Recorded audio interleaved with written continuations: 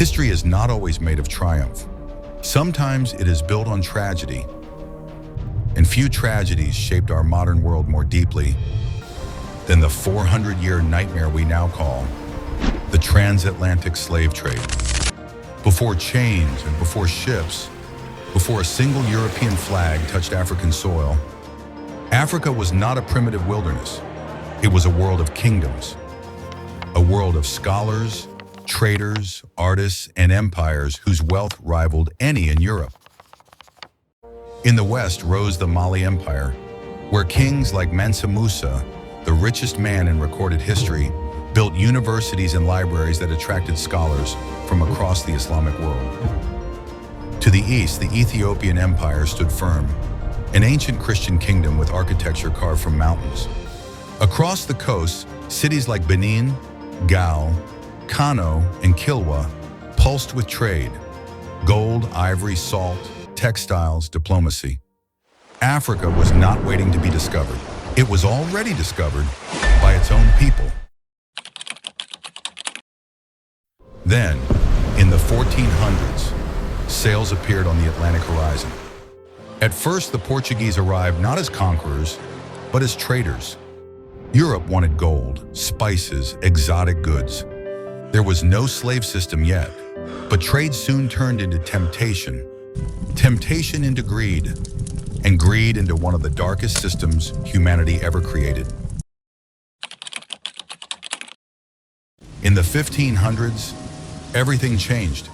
Europe discovered the New World, huge lands in the Americas, rich with soil perfect for sugar, cotton, and tobacco. But those crops required massive labor, brutal labor, back-breaking labor. The indigenous people of the Americas suffered catastrophic losses from disease and warfare. Europe desperately needed workers. And so, a horrifying idea emerged. Instead of working the land themselves, they would take human beings from Africa and force them to build entire empires. What started as limited trade exploded into a transcontinental machine of human profit.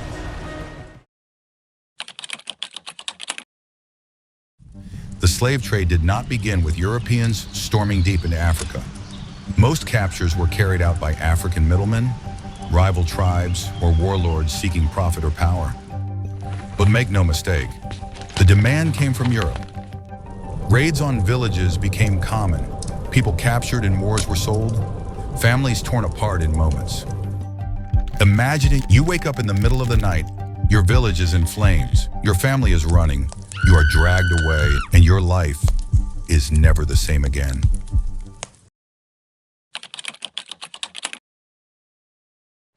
And then came the Middle Passage, a journey that would become a grave for millions.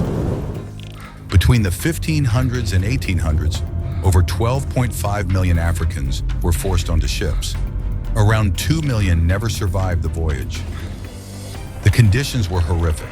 Human beings packed into tight spaces meant for cargo. No freedom. Barely room to sit. Disease spreading, hope fading. But even in these unimaginable conditions, people sang songs of home, whispered prayers, shared stories, holding on to the one thing slavery could never steal: their humanity.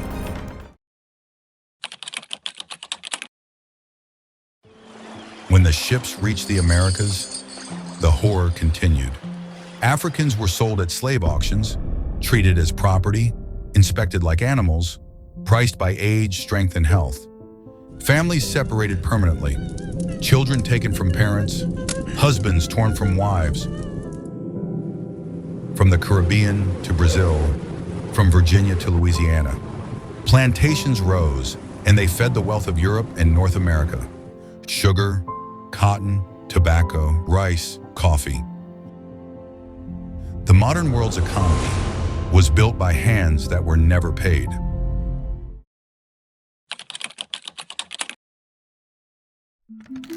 Life under slavery was controlled by violence, harsh punishments, severe restrictions, no legal rights.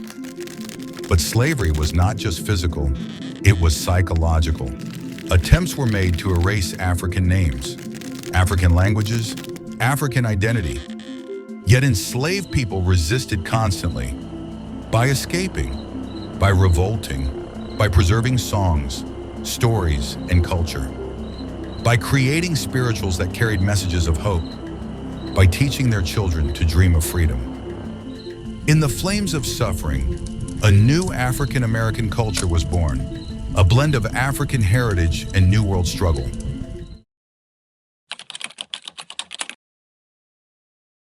By the late 1700s and 1800s, the world began to change. Abolition movements rose in Britain, America, and beyond. Former enslaved people like Olaudah Equiano, Frederick Douglass, and Harriet Tubman became powerful voices for freedom. Tubman rescued dozens through the Underground Railroad, risking her life every time she returned to the South. Douglass wrote speeches so powerful they shook the foundations of American society. And across the Atlantic, British abolitionists pressured Parliament until slavery was abolished in the British Empire in 1833.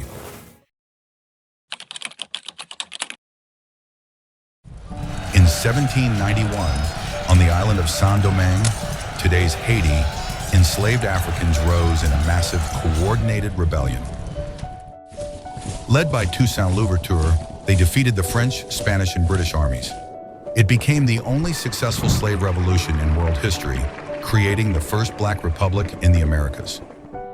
Haiti's victory terrified slave owners across the world and inspired enslaved people everywhere.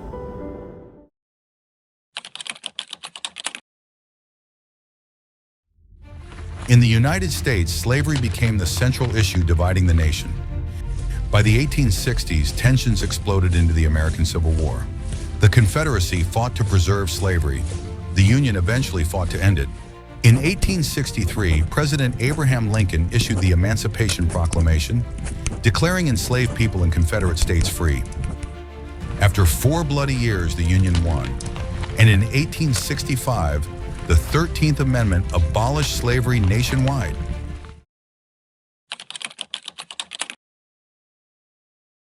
But the story did not end in 1865, because ending slavery did not end racism. After the Civil War, the South introduced black codes and Jim Crow laws that enforced segregation, limited voting rights, and restricted black freedom. Violence from groups like the Ku Klux Klan spread terrorism across black communities. Lynching, discrimination, and systemic inequality became a new kind of bondage. Legal on paper, deadly in practice.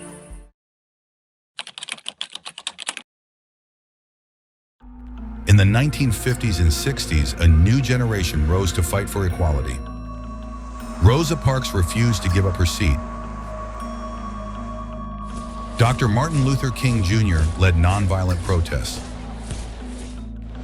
Malcolm X spoke fiercely about dignity and justice. Students marched, workers marched, children marched. America could no longer ignore the truth. In 1964, the Civil Rights Act outlawed segregation. In 1965, the Voting Rights Act protected black voting rights.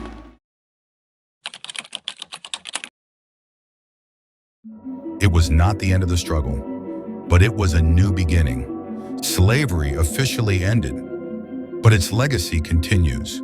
The wealth built on slave labor created inequalities that still echo today in housing, education, income, and opportunity. But so does the strength of black culture. From jazz to gospel, to blues, to hip hop, from literature to science to politics, a culture born in suffering became one of the most influential forces on earth.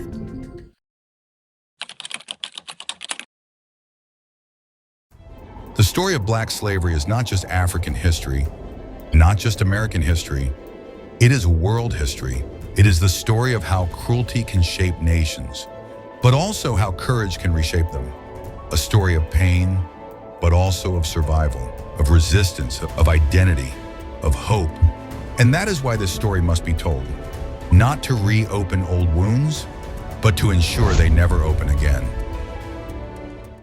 If you believe history should be told honestly, if you believe these stories deserve to be remembered, then join us, subscribe, because the next story we tell may change the way you see the world.